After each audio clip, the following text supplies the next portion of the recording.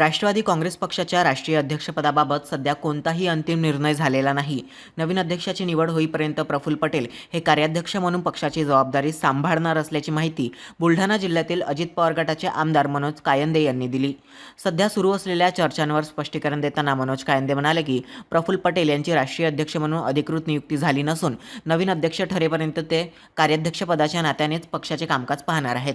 आपल्या दादांप्रती असलेल्या भावना आज या ठिकाणी व्यक्त केल्या आणि प्रचंड दुःख सर्वांच्या अंतःकरणात त्या ठिकाणी आज होतं